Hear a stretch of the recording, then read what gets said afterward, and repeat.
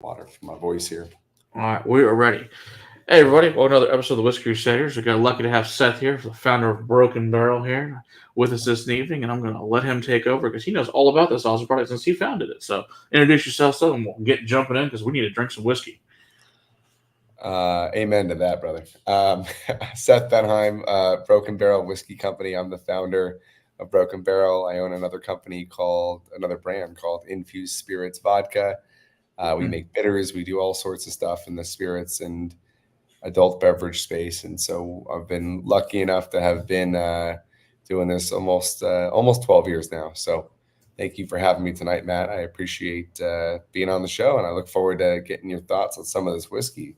Absolutely, You looking got in forward front to of it. Yeah, because we had not had it prior since it's, like I said, it's not really in Texas, so which is good for us to get to try some of this cool stuff. So, you. always Oh, it looking is. forward It's to trying coming. new It's brands. coming in hot. It's coming into Texas hot. So just you wait. Perfect.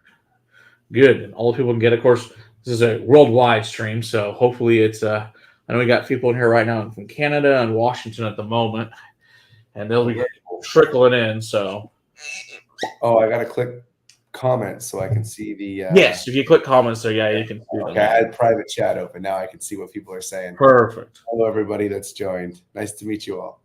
absolutely. So, which one should we start with opening? The Well, 95.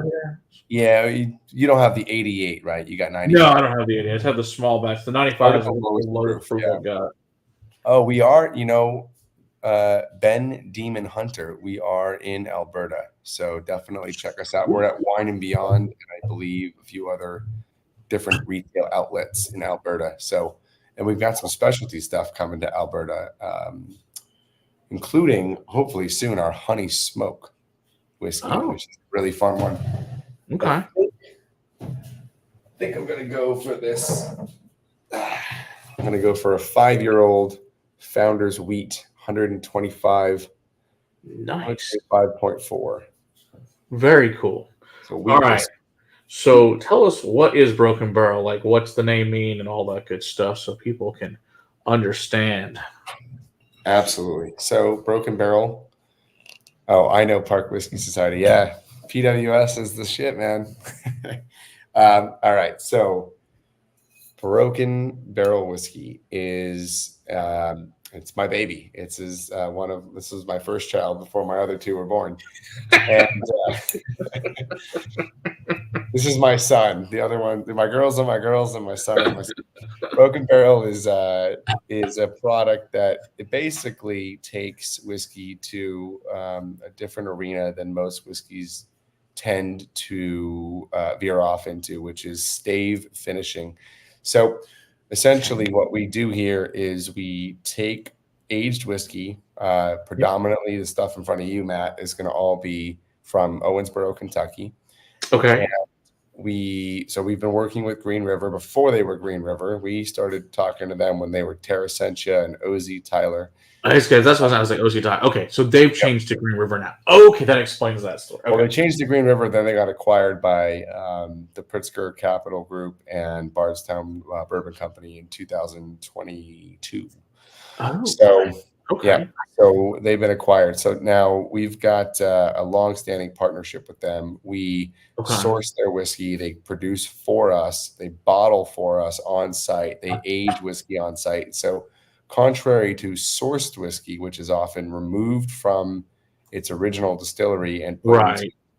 whether it's a blending house, a rectifier, a separate distillery that has the ability to blend and bottle, and maybe they're putting some of their own distillate Mhm. with other people's distillate.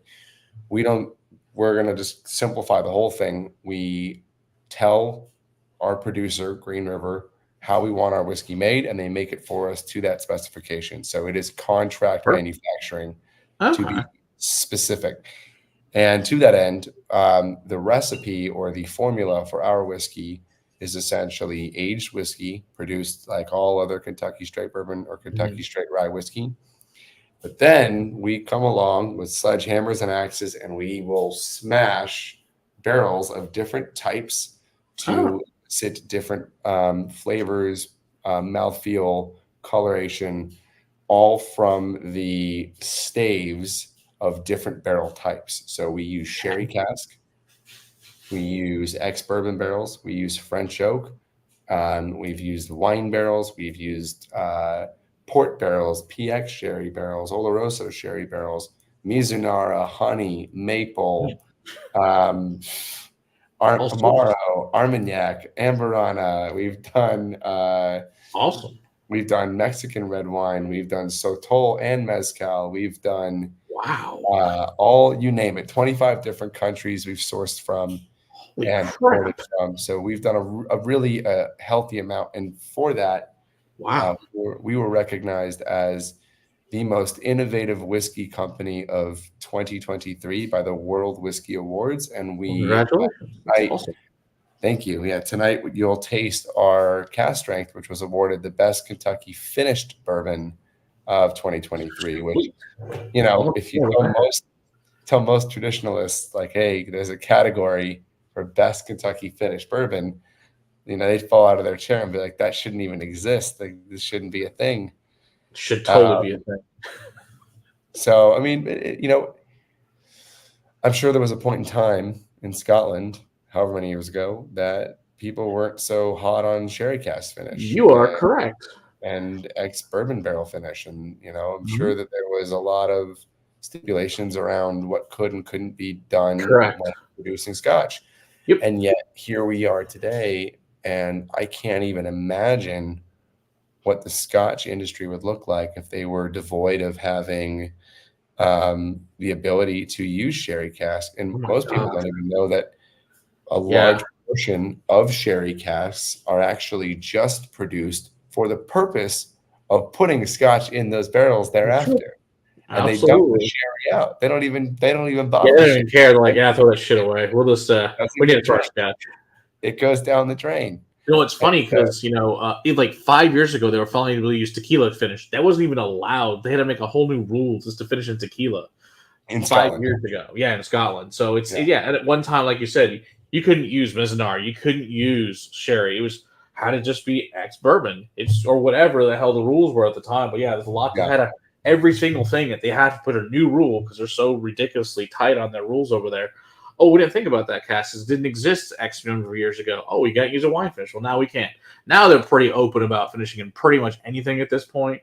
But but for a while, you couldn't finish in very limited options to just certain types of sherry, and that was it.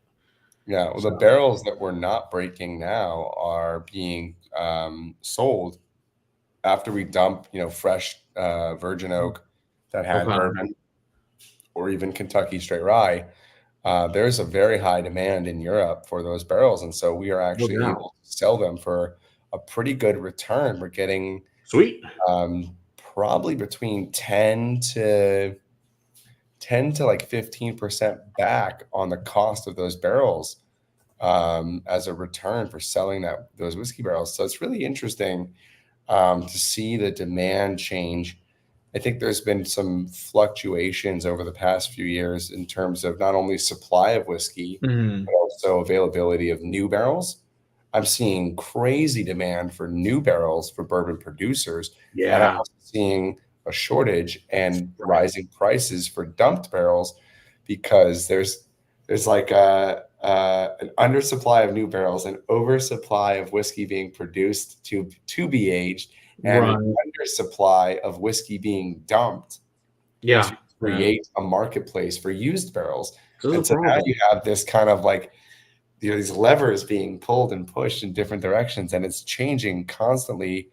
And I think every producer needs to be really in tune with these marketplaces and what's happening. It's fascinating, really. For sure, yeah. Like just the different we find too, like all the different, especially since you're doing with all these different types, is just the different types of American white oak is varying by region is insane.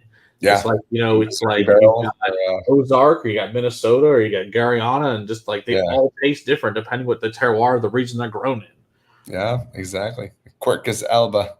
Yes, good stuff. It makes the whiskey beautiful. So Matt, you're drinking the 95 proof, 47.5%. It's a 70% corn, 21% rye, 9% malted barley, and it's finished with 40% French oak, 40% ex-bourbon, and 20% sherry cask. Pops of fruit, hopefully, some warm, almost almond-like. I get a little candy corn sweetness, vanilla. not to put tasting notes in your head, but just going off of memory and having drank many. You're right. Candy corn definitely there. Now, are you using Yellow Dent #2 corn? Is that what you guys are using? Are you using white? What kind of corn are you guys using? I'm pretty sure this is white corn. White corn, okay. Yeah, it's locally sourced. So all the corn and rye are from Kentucky, and they're within a few hours of the distillery, actually. Very cool. Malted barley, I don't believe, is so sourced locally. Yeah, I don't think it grows well there. I think most of it's usually like North Dakota and stuff. Yeah. And sometimes also Canada, depending what they're sourcing for it. Now, I heard recently that Green River has switched to non-GMO corn across the board. Ooh, good. Be producing that. I can't speak for the whiskey in that bottle. I don't even know what batch. I don't know what batch you've got in front of you. It should say on the strip on the side. It'll have a batch 16. Batch. Yeah, 16. It's possible it was after the switch. I'd have to look at exactly when 16 was produced. Yeah. But that's pretty high up. I mean, I think we switched at batch 9 to those bottles. If you look up here above me, you can see the old bottles over here. Okay, yeah. All very different. So obviously not this bottle. So right. Yep. Excellent. Yeah. So you've got the small batch, and from there I would actually go into the Americana, which would be the 100 proof. Now I misspoke earlier when I said it's all from Kentucky. This particular bottle is a blend of anywhere from 6 to 8 year old light whiskey with Kentucky straight bourbon. Okay. Makes sense by the name. Okay. We default it to Americana as our American whiskey, even though it has in it. It's 2/3 light whiskey, 1/3. And the light whiskey is older. I mean, it's substantially older than the bourbon that's in there. Okay. So think of it as a good strong backbone. And then we finish with barrel, new charred oak that has never seen a spirit, both of those types of oaks. And then we also have the apple brandy barrels, which are kind of fun. Interesting. Where are they coming from? The apple brandy? Laird's. Oh, Laird's. Okay. Yeah. American apple brandy. East Coast. It's like, that's it. Yeah. So when you crush these up, do you then stick them into the barrel, I guess, all these shards, or into the box? Tanks. Okay. So we'll dump all the barrels for the batch into a tank. Okay. In this case, the blend. In other cases, just a bunch of the same barrels from the same lots of the same exact whiskey type and age and source. This is different ages, different sources, different types. All blended together into a tank, and then over the sides goes the staves.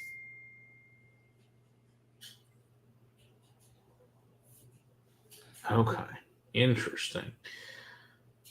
So, how big are these tanks? Like, how many gallons is it? How many barrels are you dumping in there usually? Largest. So our tanks right now are 550 gallons. Okay, it's about 12 barrels per tank. Okay. Then how long is it usually sitting there? Is this usually to taste every time, or is there a certain time period? Taste. Every batch is to taste. There's a minimum of 2-3 months. Right now, we're looking at this current batch we've got was dumped in September, and it is bottling in January. So 4 months ish. We go a little longer in the winter just to really get things fully set through. October, November, December, January, 4 months. Okay. All right. If I turn my sound off, I hope the text messages are flying in. I understand. It's the way it goes. Maybe I can quit my messages here so they don't ding every time someone texts me. Hold on. Get rid of this stuff. Quit.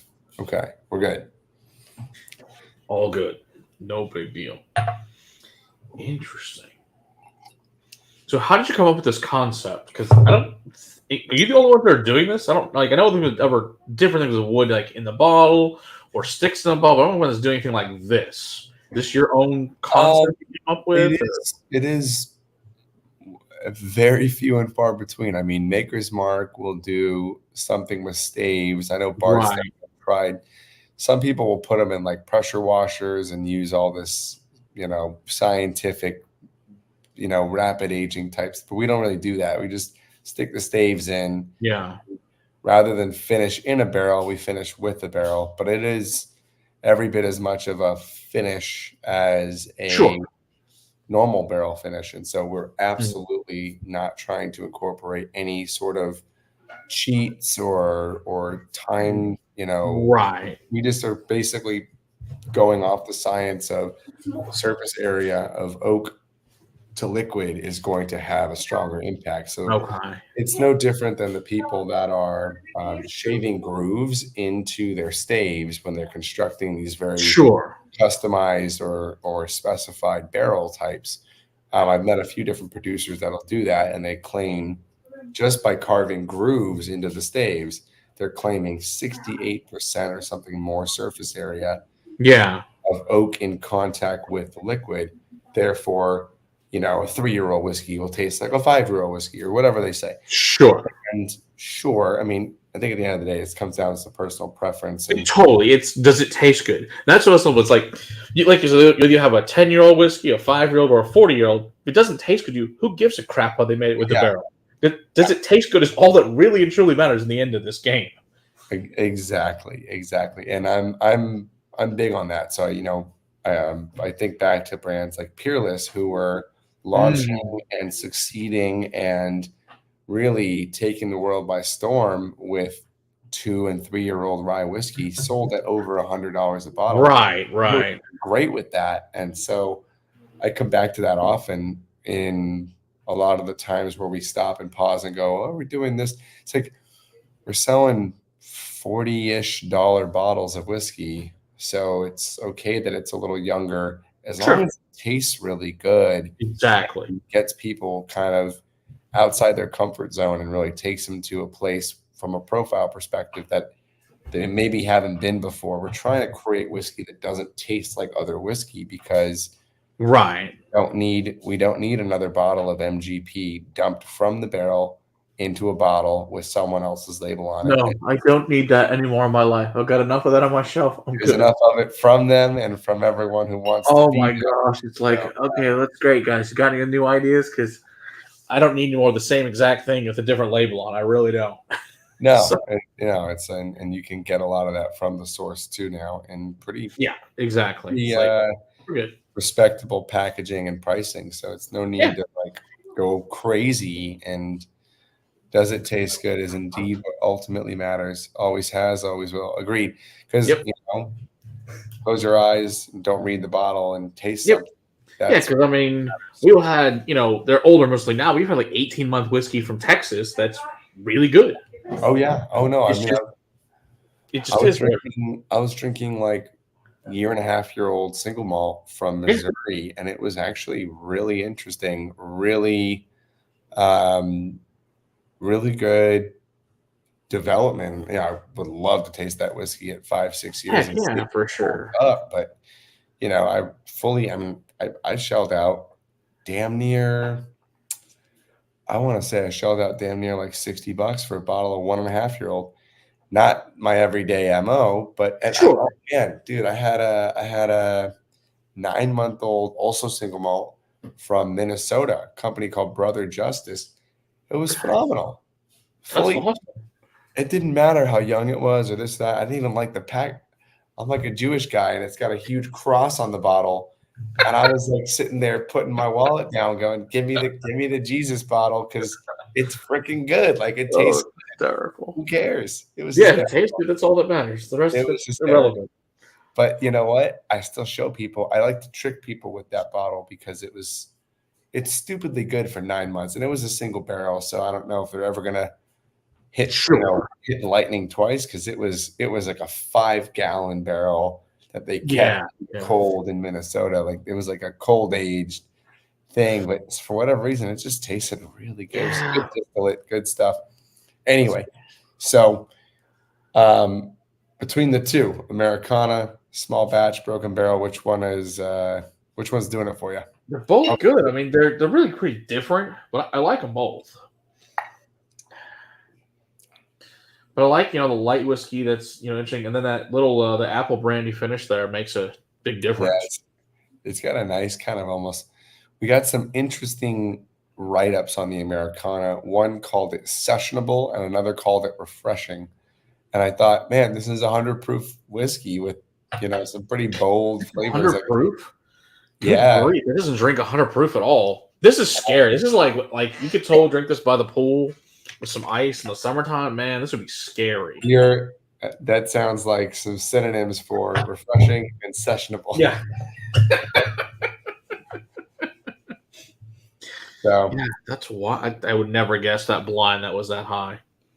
Yeah, I don't have I generally keep here. I don't keep a lot here. I mean, everything is. I wish I was at my office. I could pan the camera around and show you how I've managed to try and squeeze that many bottles into a relatively small space. But here I just keep pretty much all the black bottles. So I've got a bunch of them here, but I'm trying to figure out you know what? I've already had dinner, so I'll do dessert here. Maple Mizunara, 99 proof. Oh, that's a pro. I like this. So, what makes them the black bottles? What makes these ones special like that? That's you look cool. Here, they'll say made in Los Angeles, California, batched and bottled. It'll say distilled in Indiana or distilled in Kentucky or whatever. Okay. Wherever. So all the black bottles are personally managed, handled, made, blended, tasted by me. Awesome. They generally sell for a bit more, and sure. They're one-off. So anytime a black bottle is released, that's it. So it comes out once. So the Maple Mizunara will have I had an artist friend of mine draw a samurai with pancakes on his. That's awesome. And here he's chopping them down. Oh, that's really cool. Pancakes. I'm gonna make you big real second here. There you can see. There we go. That's awesome. He's chopping. I love it. There. That's really cool. He also did a couple other different art. He did same artist did me ripping a barrel in half over my head, and then there's me breaking a barrel with a sledgehammer. That's awesome. He actually did one more. He did our plank walker, which is our rum finish. Oh, cool. So the first thing he did is he drew a man being forced to walk the plank. Very cool. And then he also did us a little pirate, which I love it. That's awesome. Pirate. So he did some really cool stuff. So we've had some really great projects in this space, and just kind of most of these kind of are a little more boring. They just have the age or whatever. Yeah, but all good. You got to start somewhere, right? James asked if these are malts. The three I just held up are not malts. The only malts we've done are the Fen Walker, which is mostly malt. It's a blend of malt and wheat. So this one has, unfortunately, I'd love to say my friend drew this, but this was a stock image that we inverted. So, that's cool. And there was a 3-year-old, so we did 3 scratches for the number 3. And Fen Walker's got our little monster on there. Oh, that's cool. And then we did I had this commissioned online. It was a different artist. He did the Luciferous, which has my little demon goat thing. Yeah. My little I'll demon. Do it. And then he also has Atlas, but Atlas, instead of holding the world, he's holding a barrel. That's awesome. That's Atlas. And so we've got our little skull, a deer skull. That's very cool. This is 100% malt. This is actually a full single malt. It's an Amaro finish. 80% Amaro, 20% French oak. It's 122.6, and it's 100% malted barley. So all of these always have the oak bill and the mash bill on there. Very cool. So a lot of now, is that American single malt that's in there? MGP, yep. MGP has been making single malt for many years, as far back as I want to say 2010, but unfortunately, I don't have any MGP single malt. I got a lot of single malts. There are very few of them that I know of. I mean, the whiskey's been out. The label details. I mean, if you really take the time to look at the details on the labels, we've done some crazy stuff. And I do love crazy details on bottles because I'm a nerd. They look awesome. We did one where we actually took the cross hatching that's on every bottle. It's almost, I don't think you can probably see it on a camera. Actually, I don't even know if you can on this, any of these. You see the cross hatching here, right there. There's like a cross hatching. So if you look really closely, you can see. Oh yeah. Okay, you can see it now. Yeah. We did a bottle. So my family's from Morocco, and so we did a bottle where we changed the X's into like actually the Argyle sort of like Moroccan window panes. So kind of like a curve, goes out, up, curves, goes out, up, curves. And so we replaced the cross hatching on a product we did called the Moroccan Rye. That one was really fascinating. Every single detail. We changed my signature to my grandmother's signature. Instead of saying made by Seth, it says for Prosper, Henry, and Georgette, which is my father, grandfather, and grandmother. So very cool. Did a lot of fun stuff like that, and different product releases. So yeah, when something special comes out, we really try to hone in on the details for sure. That's awesome. So I think you're up to the rye now, at least, Matt. Yeah. Question is it available in the UK at all? That's another question I see up there. Not yet. Not yet. Okay. All right. The Atlas Mountains, yeah. I've been to the Atlas Mountains. There you go. All right. So what makes this rye special? Hide an Easter egg that makes a prize attached. So what makes the rye special? The rye is a 95.5, not from Indiana, but of course from Kentucky. So you can call it Indiana style, but it is a Kentucky straight rye whiskey finished with the same oak bill as the Cask Strength and Small Batch. That's 40% French, 40% ex-bourbon, 20% sherry. It plays beautifully with the rye, especially at the 105 proof. It's a 5-time 93-point winning Best Rye in Manhattan 2023, Great Value Award 2022, 91-point Whiskey Advocate Rye. So that's really good. The damn good work. I can't keep it in my house. My wife and I finish these religiously. I think we go through a bottle a month easily of the rye. Yeah, that's kick-ass cocktails too. That is like with all the other things we drink. We drink a ton of wine, we drink beer, we drink everything. And we still go through a bottle of rye every month because just, a glass a night doesn't last that long. It's a glass a night each only lasts a couple of weeks, For sure. So this makes, I assume, amazing Manhattans. Award-winning, literally an award-winning Manhattan. We beat Rare Character and Jefferson's in. Nice. We got number 1. And then number 2 was Rare Character. Number 3 was Jefferson's Ocean. Very cool. So when you make your Manhattans with it, what are you adding to it? Gotta have, I don't want to butcher the name here. I want to say it right. Not Carpano. It's Antica. Formula Antica Vermouth. Okay. Formula Antica Vermouth is the red top. That's what we use. I don't know what they used at the Beverage Testing Institute to make their Manhattans. Okay. Sure. Judge this as the best, but that's what we use. To use, okay. We use. You got a cherry at all or no cherry? Yeah, I think you have to have a cherry. Traditionally, you've got to have an Amaro cherry. An Amaro cherry, okay. Very cool. Yeah, because Sagamore came out with an Amaro I would love to put this with. I think it would be fabulous. Sagamore made an Amaro? Hell yes. I mean, it's awesome. Ooh. It came out a couple months ago. They got bought by somebody, right? Yeah. I don't remember who though offhand. Oh, it was DiSerrano. Yeah. Okay. Yeah, I was like, holy crap. They know a thing or two about cocktails. Do what now? DiSerrano knows a thing or two about cocktails. Oh, yeah. They might know that. Just a wee bit since they've been around for 500 years. Yeah.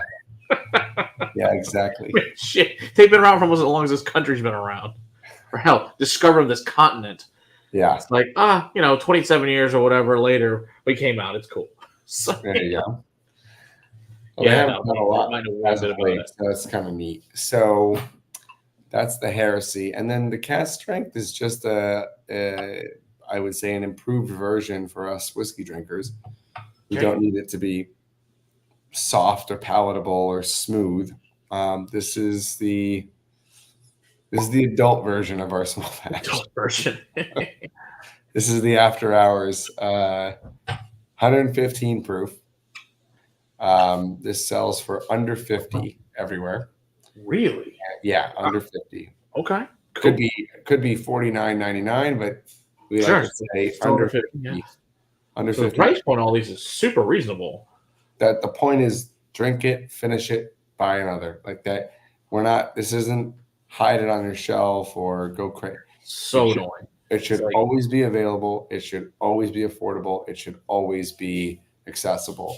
Agree. It should not be, the world doesn't need another aspirational whiskey. It needs good, quality, affordable whiskeys that are fairly priced and well packaged and well positioned. It doesn't need to be more complicated than that, honestly.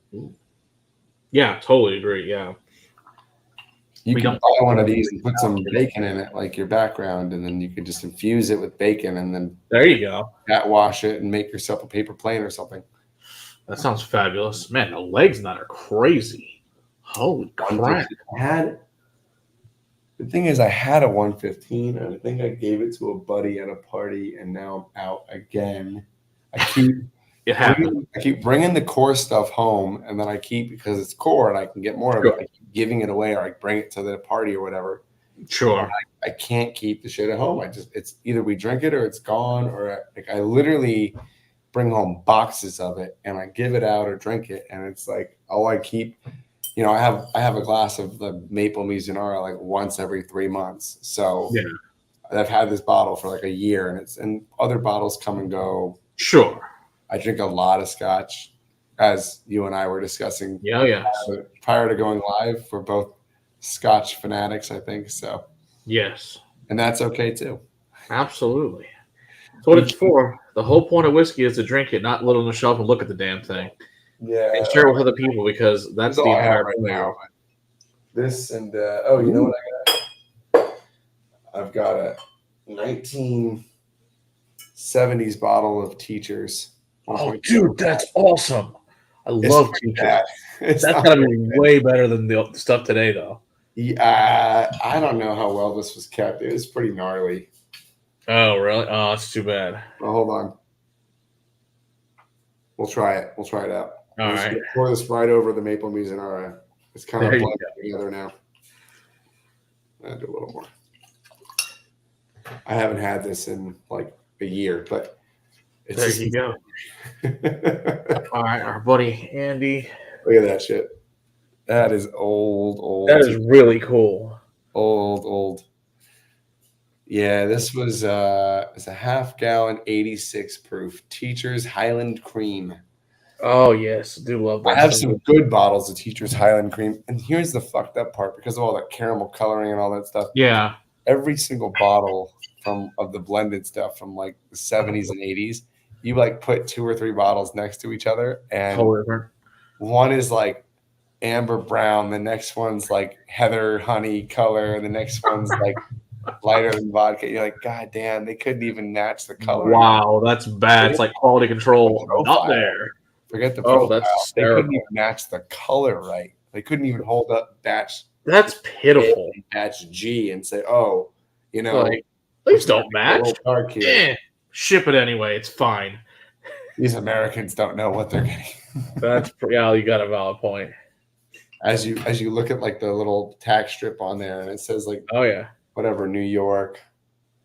I think there's usually like 74. Yeah, there's a 74 on the bottom. So nice. You can usually carbon date these things by the glass for the big companies.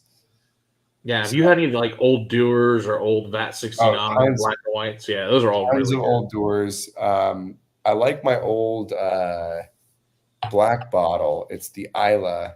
Yeah, that's a good one. Yeah. It's the 7 different distilleries of Isla blended together, but the one I've got is still 10-year age stated minimum, and it's 43%, not 40%. So yeah, that's a really good bottle. Yeah, I like that one.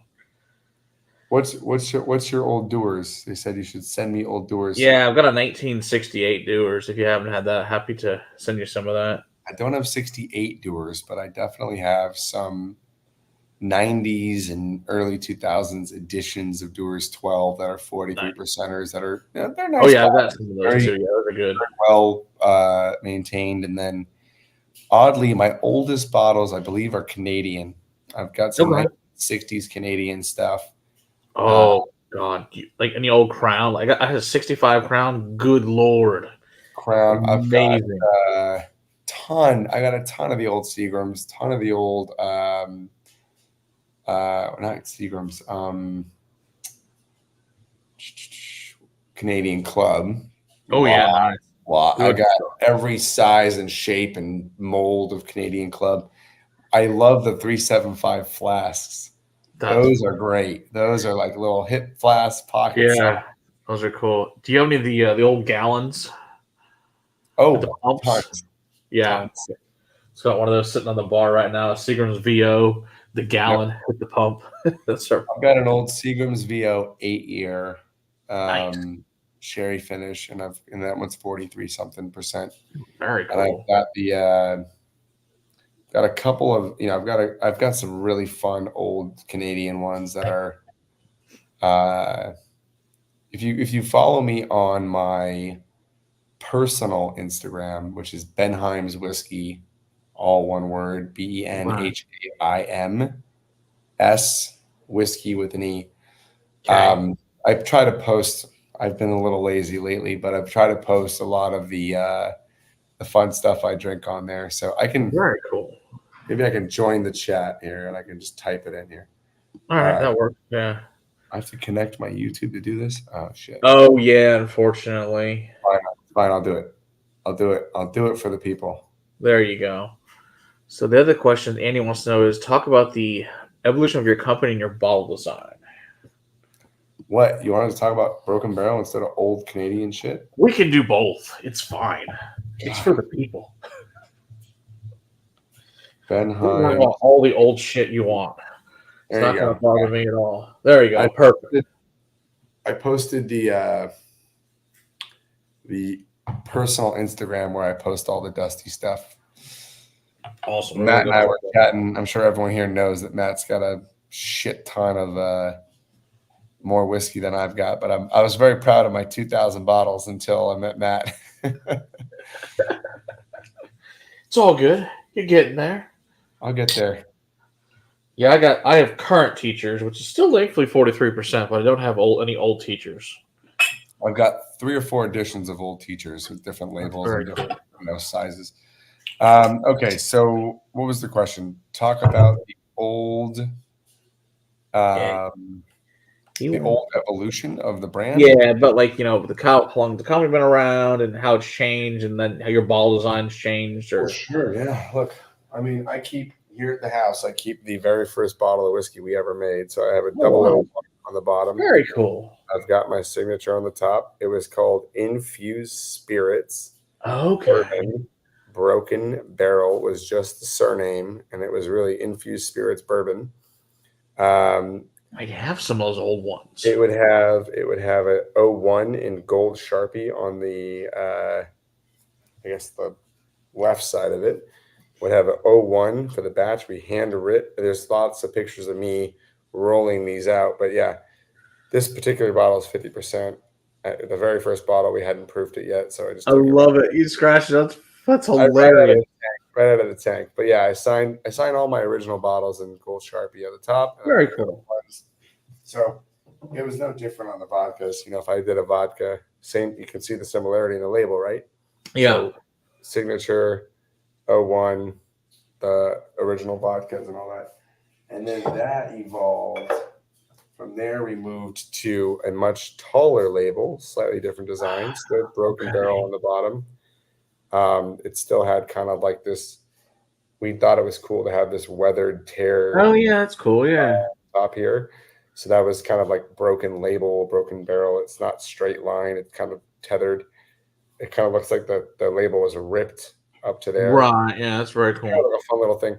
But these would have the batches. So like batch 8 would be on there.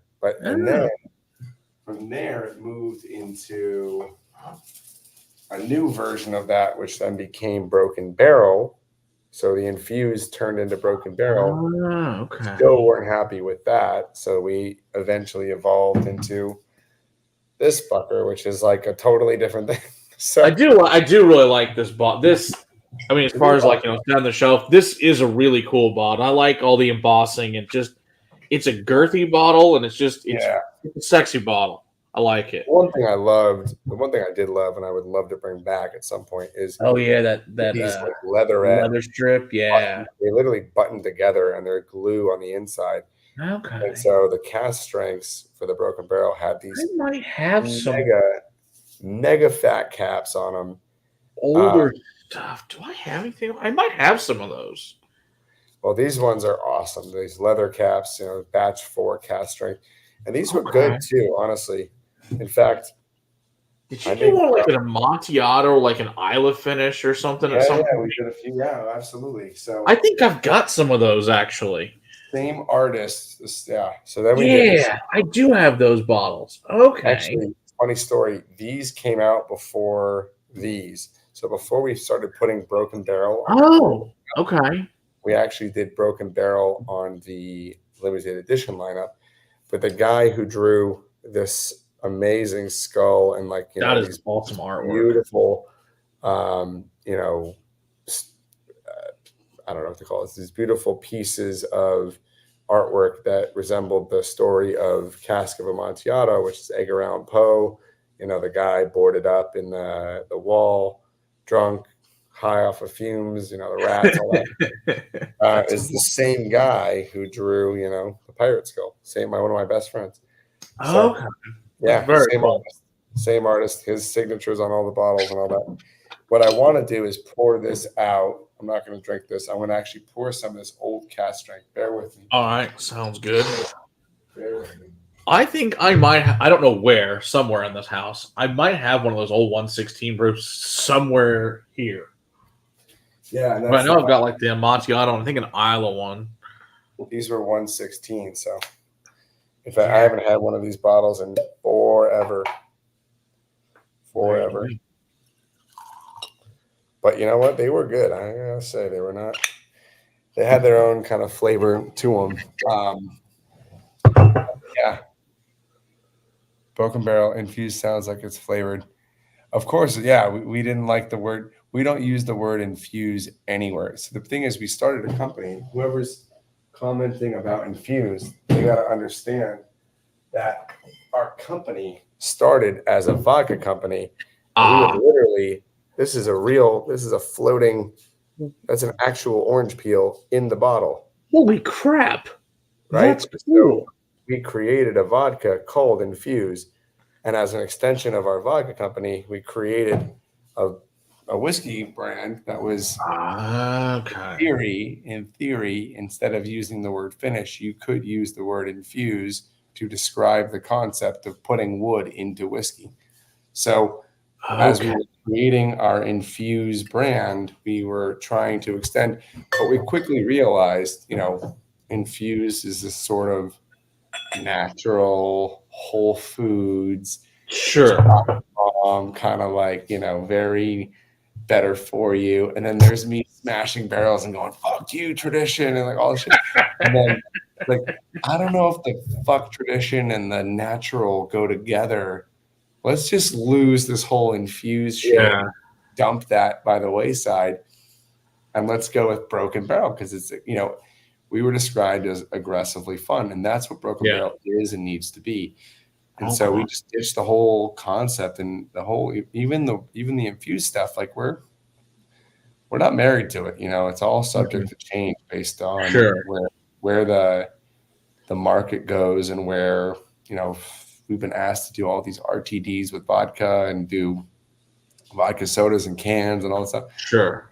And it's hard for me because I don't drink that stuff. I mean, I gotta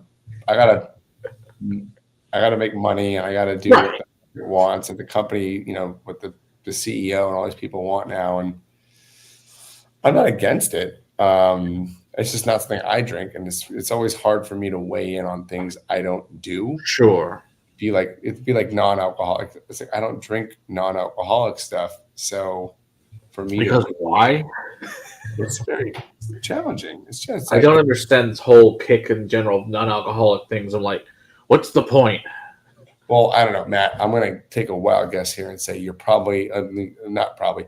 I'm going to guess that you don't go paragliding, right? No, I did So not for go you to paragliding. weigh in on the industry of paragliding and come in there and say, you know what, I think you should do this. I think it should be this way. I think it should look that way. It's like it's kind of a challenge. It's like I don't drink non-alcoholic beer, non-alcoholic whiskey, or whatever. It's No. like I can't weigh in on that, and I don't drink tall, skinny cans of vodka soda, so I don't really know what it Nope. should be.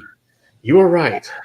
It's hard. It's hard, but I think with the right people around you and the right agencies and the right minds around the table, they could probably take the essence of what we've created with both vodka brands and whiskey brands and those things, and they could probably put something together that is enjoyable, acceptable to our standards, and really carries the torch of what we've started, at least on the vodka side. Yeah. The whiskey, we're doing fine. We don't need to come out with any RTDs or anything like that. The one thing I am working on that is a little outside the lines is this Moroccan whiskey thing that I've come up with, which I'm very, very personally and invested and passionate about it. That's cool.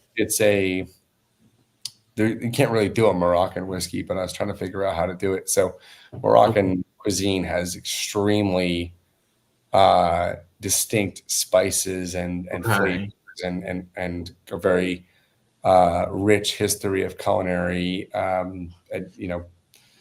centerpieces, right? Flavors that, saffron and different things that we use in our cooking. And so in bottling up things that my grandmother and grandfather would use to cook, I came up with this idea to create a riff on a rock and rye, which is, obviously rock candy, orange, cherry. Right. And so we're doing a Moroccan rye. So a Moroccan rye is basically a cocktail in a bottle, still 100 proof. Damn. So it'll fuck you up.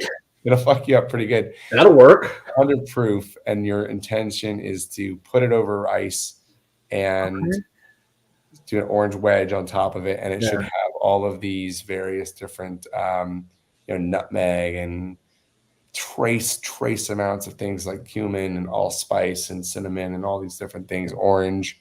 There's a nice sweetness and sugar created. There's saffron in it, and it all blends together. It's very, very, very small amounts, but it all comes together in like this really beautiful, savory, sweet kind of cocktail in a glass.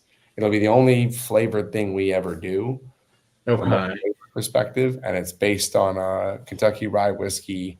So it's a little over 50% Kentucky rye whiskey, and the rest is corn whiskey. And even the corn whiskey that is aged with both orange and clove in the barrel, literally, physically. Super interesting. Physically in the barrel. We've been aging corn whiskey with orange and clove since 2019. So it turns five in January. So a 5-year flavored aged whiskey. Oh, fascinating. That sounds amazing. With the rye, and then we're gonna gin basket the rest of the flavors. Okay, that's what I'm gin.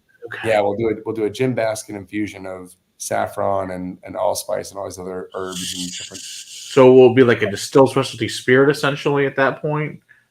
Flavored, DSS or a flavored whiskey. Yeah, but it'll be a limited edition. When it goes, it goes. It sounds really cool. It's just something fun. It's I would love to try that. It sounds awesome. Pay respects to the family. Actually, members of our online whiskey club, which you can join at brokenbarrelwhiskey.com. Okay. They got a sneak peek bottle that got the 4-year-old version of that whiskey. Very nice. Last summer. We released a few bottles. Yeah, it sounds like I would be all up about anything that's innovative, different, I think is cool. Like I said, I don't give a shit about rules. I just want it, like you said, the ones goes back to does it taste good, and that's all that matters to me. Yeah. Like we have this crazy botanical bourbon here, which I don't think really should have been approved by the TTB, but whatever. It's a flavor, but yeah, they took basically they have a really amazing gin and then put it into a bourbon here, and it's freaking awesome. But it's botanicals. It's a bourbon. It's bizarre, but it's really good. But it tastes good. Like amazing cocktails. Treaty Oak Distillery or no? This is Rockstar out of Dallas. Ah. Yeah, it kind of looks like their bottle looks like a building, like a skyscraper. Okay, I don't think I know this one. Yeah, they're a little company out of Dallas, but yeah, they do a good job. Very cool. I was like, so, okay. What is your favorite broken barrel on the table there tonight, Matt? Oh, I like the rye. That rye is spectacular. Rye's good. I love that rye. Like that's not going to last very long. I can guarantee you. That these are all going to Christmas with me for sure. But I was like, whenever we always have to bring all the cool new stuff we get, take it to Christmas, let the whole family try it, which usually results in many bottle sales, which actually really well for everyone. So Now, do you travel for Christmas or do they come to you? I'll go to my mom's house, which is like 15 minutes from here. But I bring all the cool new shit we got for the year with us, and we usually drink whiskey every day for about 2 weeks. It's a good time. So yeah, we're starting that today. I mean, we're probably going to drink every day this week and next week and just figure it out. But I'll tell you this: we'll try to send you some of our newest releases. The Honey Smoke Reserva is a 6-year beam distilled light whiskey that is finished with sotol and honey barrels, 50/50. That sounds awesome. At 110 proof. And then I got to send you our Black Herte or Black Heart, which is a collaboration with a local liqueur producer in California. They barrel age a coffee liqueur for 6 months. We got 2 different kinds of liqueur barrels from them. A coffee liqueur barrel and a blood orange coffee liqueur barrel. Oh, yeah. We blended rye whiskey from Kentucky with the same beam distillate because we were super hot on it and loved it, and we're working with it all year. So it's a 3.5 and 6-year blend finished with 2/3 coffee liqueur, 1/3 blood orange coffee liqueur barrels. And it is a one-of-a-kind coffee bomb. It is a fabulous product. It's got a couple good headlines and articles and stuff about it. I want to send you both. Okay, I love it. Yeah, I love stuff like that. We review liqueurs too, so I'm all about all the spirits. So anything that's, like I said, fascinating, interesting, for me, just is awesome. Yeah, that one's 7 proof. And again, not a liqueur, not a flavored whiskey. I mean, we totally just get the barrels, break them up, and we do a standard finish. Very cool. Like any other port barrel or sherry barrel. Sure. It just happened to be coffee liqueur barrels. That's really cool. Which started by finding companies that would actually barrel age coffee liqueur so that we could extract the flavor from the staves rather than have to go through any kind of actual flavoring to flavor any kind of whiskey. Sure. Except with the exception of the Moroccan thing, we don't ever want to do flavored anything. Right. We want to buy barrels, break them down, stick them in the whiskey, see what happens. That's how we do what we do. So how did you come up with the whole concept in general? Like, hey, let's go smash some barrels and stick it in some whiskey. Like, how did that come to you? We were doing the video for the old bottles, and we were, by the way, this is pretty good. This batch 4 Cask Strength, the old one. Okay. It's not bad, man. I'm drinking it. It's actually, I was expecting it to be a little youthful because these were younger whiskeys in the old bottle. We started putting much older whiskey, 3 to 4 year in the newer packaging. Okay. But the older packaging is anywhere from, and I kid you not, the old stuff, the original, it still says infuse on it. Yeah. 9-month-old. Wow. Because we bought it in 2017 and Green River, at the time, O.Z. Tyler had only started distilling in 2016. Ooh. So, they didn't have year-old whiskey. So the funny part is we grew with them. We've been cool. We were one of the earlier clients. There weren't that many of us in the beginning. Yeah, sure. That's super. We went out there. we were one of the first contract manufacturers, like probably the first 10 or 20.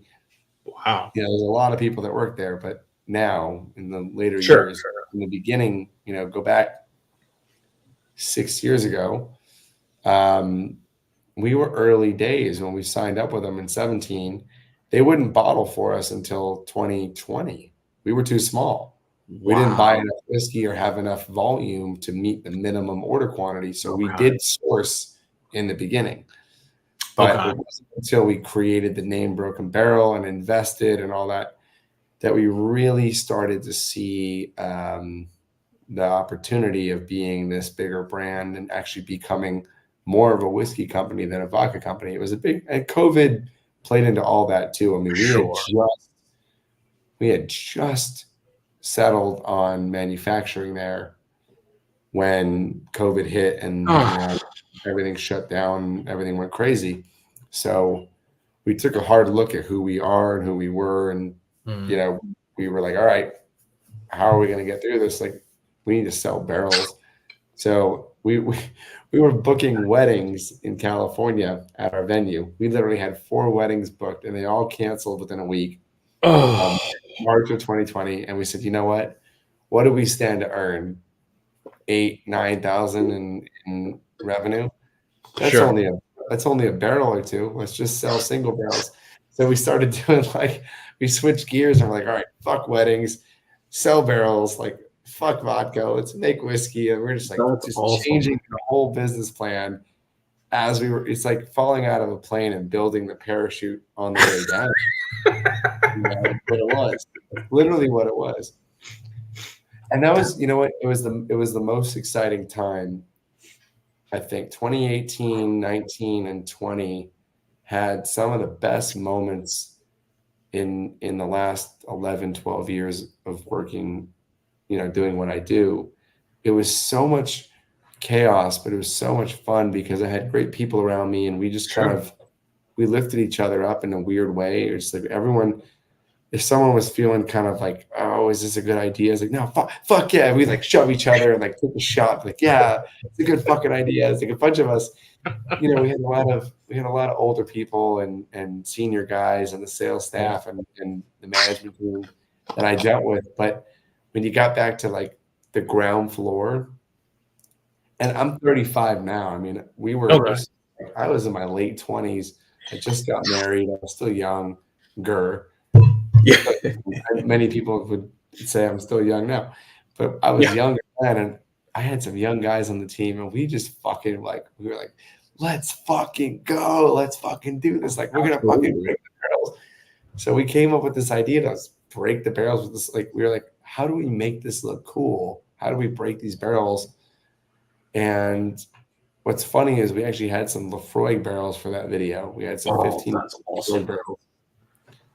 And so we went to Home Depot and bought a sledgehammer and said, we're going to break this barrel and we're going to get the guy. We had a guy with us.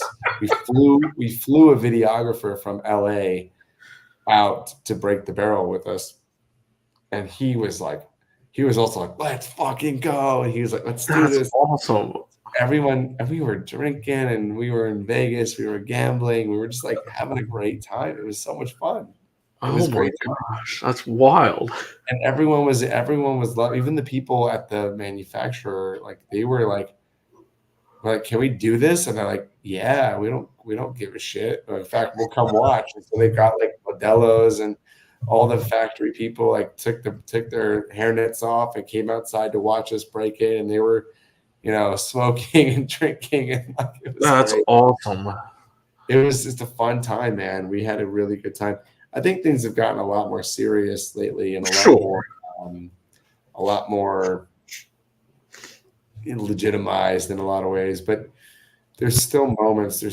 I love getting together with people, and that's the best part of it, is traveling, like coming to see you at the castle and coming to see people, Kentucky Bourbon Festival. These are moments that they're fewer and further between, but my God, the people in this industry they are the best. They're absolutely. The best. It's definitely a good industry to be in, because the other things done in my life, it's not fun. Most of our first of all, they're not good people. They treat everybody like crap, and then they screw you over in the end. Whereas the scenes in the whiskey industry, everybody's generally pretty nice and actually wants to help each other, which is nice. Yeah, it's refreshing to always meet new people, and in whiskey, it's just there's nothing quite like it. And people are like, all right, well, like how do you manage? How do you do this? How do you this many years, this much money? This like how do you navigate the highs and lows? Like you know what? Every day I get to go work with great people. That's Exactly. really that's the end all be all, right? Absolutely. If you don't surround good people, Is that the rye? this is the rye again because I got Going back to the rye, yeah. I love this rye. This rye is not going to last long. I foresee this being. You can't make an omelet without breaking some eggs. It's true. One of my favorite lines was from Succession. Did you watch that one? I've not seen that one. I know what it is, but I haven't watched it on. Yeah, It's I know two it's characters. the New York version of Yellowstone. Yeah, I haven't seen Yellowstone. That's the one I gotta watch. Yeah, I love Yellowstone. We just got like our friend's Paramount Plus account, so now we can maybe watch that. Oh, I think it's Paramount. so freaking It might be Paramount. But whatever, it's just so many like this plus. Yeah, that's ridiculous. How many freaking channels are out there? Yeah. Well, I agree. You can't make an omelet without breaking some eggs. I 100% agree. For sure. You can't make a barrel without breaking a barrel. Yeah, man. So how often do you guys break barrels to make the stuff? Every batch, we got to break barrels. I know, but like how often is how often is the batch? Like every couple of weeks, every month, or how often do you guys make batches? No. I'd say we make. Well, it depends on the SKU. So like we'll make rye 1 month, and the next month we'll make cask strength. We are breaking barrels every month for sure. So where do we sign up to come break barrels? That's the next question. Because that sounds amazing. I love it. You're 36 years old, 2,000 bottles, and use your friend's login for apps. Same here, dude. Don't we all though? Don't we all? Here's the real story: is the reason we needed the Paramount Plus login is because my wife wanted to watch Survivor. Oh my gosh, that's hilarious! Because that's what's happening in our house. Is she wants to watch Survivor, so she's sitting there texting our friends like, "Give me the Paramount Plus login so I can fucking watch Survivor." And I'm just sitting there like, "Okay." I'm perfectly content with Netflix and I don't know, HBO is probably good enough. Yeah, for me. we mostly watches those two. And then we got our, I think my parents have Netflix. Her mom has Hulu. Our friends have Paramount. So everyone's sharing everything. Everyone does because if you want to pay for all that shit, you'll be out of control. This is probably why these big companies are like, oh, maybe we should cut down on the logins on these motherfuckers because everyone's sharing everything with everyone. It's like, yeah, kind of. Yeah, we kind of are. Yeah, you seem to be making millions of dollars, so you'll be fine. Yeah. Can I afford the whatever $10 a month? I don't want to. Plus? Sure, it's a waste of money. That means I can buy more whiskey. That's stupid. Yeah, exactly. I'm not an idiot. Like it's still like every penny counts, man. Come on. Exactly. It's like the ones that we like use all the time. I pay for those, but the ones I use like once every couple of months, I'm not paying for those. That's stupid. Yeah. It's like I use my brother's account. I use my mom's account. Whatever. I'm like, I want to watch one show every now and then. Makes no difference. Exactly. Well, I'll have to check out Yellowstone. I hear great things. It is great. I'll have to check that out. It's very, especially as a Texan, it's very enjoyable to watch that shit. So it's like, I'm sure I would love it. I guarantee it would be a great show. It cannot have gone on this long and have all the spinoffs and have all this other stuff. Oh yeah, if it sucked, if it was a dog shit show, it wouldn't work. But yeah, no one would care or talk about it. Exactly. Well, Matt, I gotta tell you, and I'm gonna sign off here in a sec, but I am super excited to come visit you in Dallas. I'm very excited about what you're building at the castle, and I think February, if it's up and running, maybe we can link up and figure out. Yeah, we should be good to go then for sure. I want to send you the special bottles we just released at the end of the year this year. That'd be awesome. And yeah, I think I will be in Texas next year, early next year. So definitely I'll come visit. And if you're ever in California for any reason, Southern California, I've got a cool spot. I've got maybe hopefully a few bottles you don't have, and it sounds I'm sure you do. You've got at least 2,000 bottles I don't have. So we'll have to cross-reference every single bottle the other person does not have and drink them all, of course. That's the only of course, we won't make it, but it's fine. Oh yeah. Well, Thank you much for being here. I will hold you over. I'm going to hit the end button, and I'll hold you on for a few minutes. We'll talk after the stream ends here in a second. So, cheers, everybody. Really appreciate it, and we'll see you guys next week. Of course, it's Christmas, so we won't be here for Christmas, but we're going to do a Saturday stream for you guys special to finish the Advent calendar out. So, cheers, everyone. Thanks, Seth, for being here, and cheers, everybody. See you guys next week. Cheers. Cheers. All right. I'm going to push the end button.